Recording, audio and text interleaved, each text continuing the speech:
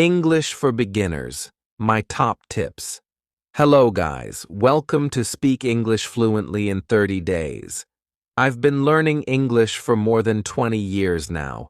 I am not a teacher. I'm a fellow student just like you, who had a huge dream of learning English and using this language to accomplish my goals in life. In this video, I want to share some tips that helped me along the way. Tip 1. Start with common words and phrases.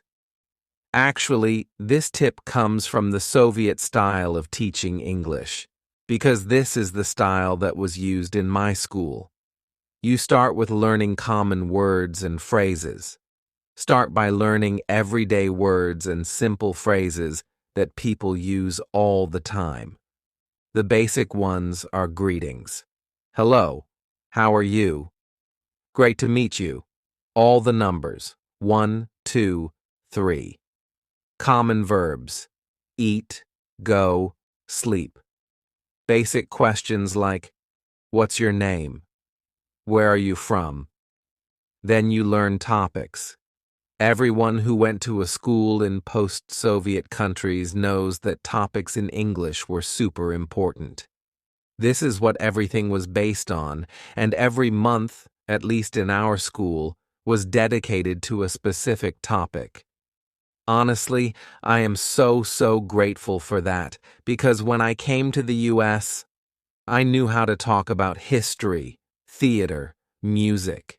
I knew the history of the US, and I needed that knowledge to apply for my American passport. So these topics are really important. What are they? Family, daily life, animals, food, work, studies, hobbies, clothes, house, and the other topics that I mentioned. They're more complicated. By studying topics, you study the words that are important for your life. For example, think about your family. What family words do you need? Maybe mother, brother, sister, daughter, husband. Learn these words first. Then think about your life every day.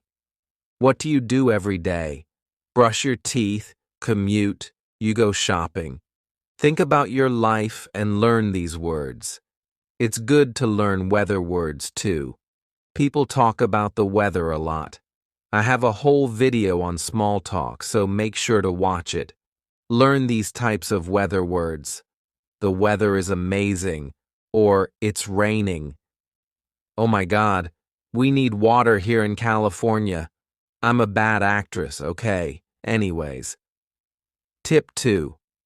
Learn basic grammar. Again, this comes from Soviet schools. I am actually so glad I went through that schooling system because it paid so much attention to foundations and basics. And when it came to grammar, we could study one tense for weeks and months until everyone in the class was perfect. You don't need to know all the tenses at once. Start with the basics. Present simple. I live in Silicon Valley. I don't work in an office. We use present simple for things we do regularly, and words like always, every day, on Mondays can indicate present simple. Past simple. I lived in St. Petersburg. I went to work every day. We had an office in the center of St. Petersburg. We use past simple to talk about the past. Yesterday, last week, 2 months ago, in 2023. Future simple. I will live in Los Altos Hills. I will not work in an office. Or, I won't work in an office. We use future simple to talk about the future, tomorrow, next week, and 2026. Also practice a lot and learn how to ask questions. This will help you a lot in conversations. Try to say a sentence and then ask a question about it. For example, I live in Silicon Valley. Where do you live? I won't work in an office. Will you work in an office in the future? Understanding grammar helps you make correct sentences and feel more confident. By the way, you can learn basic grammar during a course called From Elementary to Intermediate. The course lasts for 7 weeks. It has 30 lessons and it covers all the important rules for topics such as articles, tenses, passive voice, conditional sentences, and more. Over 160,000 students from 80-plus countries across the globe have taken Lingua Trip courses. Here is what one of our students says about this particular course, From Elementary to Intermediate. Her name is Pina, and she wrote that the course had a lot of useful information, new vocabulary, phrasal verbs, and grammar. She recommended the course especially for beginners. Luda says that the course gave her a great start in learning English. She started learning English with great pleasure and without any difficulties. Tip 3. Practice speaking every day. This is something I actually lacked in my school. So we were great in theory, but all of the teachers, they were Russians. So we didn't have a lot of exposure to the English-speaking environment. I think for the first 8 years, they would still use Russian to explain us topics in English, and then we would practice.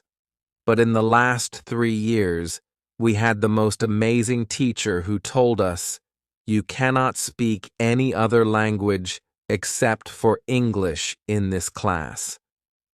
And this is how we started using English more. So if you can create those days or hours where you just speak English, that would be perfect. And don't wait until you have perfect grammar. Try to speak English every day, even if it's just a few words. You can talk to yourself in English, something I used to do a lot because I wanted more practice. For example, oh, I'm making tea for myself. A nice cup of tea. Practice with a friend or language partner. You can repeat what you hear in movies or TV shows. You can talk to AI-chat GPT, whatever. When you speak every day, you feel more confident using English. Tip 4. Listen to English often. Music in English. Podcasts. My favorite podcasts in the world right now are, of course, Silicon Valley Girl, like that's my podcast, Diary of a CEO, Andrew Huberman talks about health, and Jay Shetty. Watch English TV shows. I highly recommend The Apprentice. I'm watching right now. It's about Donald Trump's youth and how he was affected by his lawyer. I think it's great to know stories of leaders of this world. And I use subtitles to get familiar with pronunciation and rhythm. Another thing that you can do is listen to English songs. Open lyrics and try to sing along so you can hear the words and how people actually pronounce them. There are different podcasts. There is a website called podcastenglish.com. You can choose the beginner's level. There is Essential English. It also has a beginner section and many other websites. But what I would highly recommend is finding podcasts on topics that you love, because it makes it a whole different experience when you listen to something that you're genuinely interested in. And I know at first it's going to be really difficult to understand everything, so really watch the podcast. When you see someone really opening their mouth, and you have subtitles on, YouTube makes it easier to understand. And when I miss something, I just always pause, go back, and listen to the phrase once again. Tip 5. Read simple texts. Reading is very important because this is how you learn new words and grammar. Good options for beginners are, yes, children's books. And you will be surprised. My kids are 5 and 3, and I read them books in English and in Russian. Sometimes I read a book in English and I'm surprised that there are so many words I actually don't know because we didn't learn them at school. For example, I didn't know what a dragonfly was. Well, I knew what a dragonfly was. I didn't know the English word for it. And when I started reading children's books for Emily, I was like, ah, dragonfly, interesting. And there are other like insect names or different adjectives that people use when they describe children's books characters. And it's amazing what it does to your language. So start with simple books and fun stories. There are also news articles for beginners. Websites like BBC Learning English have easy news articles. There are also graded readers, books designed for different levels of English learners. Try reading out loud to practice pronunciation, and believe me, this is a whole new skill. When I start reading out loud, I suddenly realize that there are so many words I don't know how to pronounce because they're complicated, because I see them for the first time, and you're like, oh. When you start reading out loud, you also start to think about pronunciation, because when you're just quietly reading, you're not thinking about the pronunciation. Tip 6. Use flashcards for vocabulary. Learning new words is easier when you review them often. Flashcard apps like Anki or Quizlet help you remember vocabulary with pictures and audio. Here's how you use them. You look at the English word and try to remember the meaning in translation. You say the word out loud. You repeat it several times during the day. And you can do quizzes at the end of the day. You can actually put stickers around your house with all the words that you're learning. So the more you see and hear a word, the better you'll remember it. Tip 7. Think in English. Train your brain to think in English instead of translating everything from your native language. Start with describing things around you. The sky is blue. This curtain is blue. This girl is beautiful. I like her vibe. Start thinking about your day in English. I woke up. I ate breakfast. Make simple to-do lists in English. Today I need to do this. Buy apples, buy bananas, buy apple stock, etc. Tip 8. Write a little every day. When you write, you remember new words and grammar better. You can keep a small journal and write about your day. Write short messages to friends in English. Describe pictures or objects in simple sentences. And you can always ask ChatGPT to check what you've written or said, and it will give you detailed feedback. Tip 9.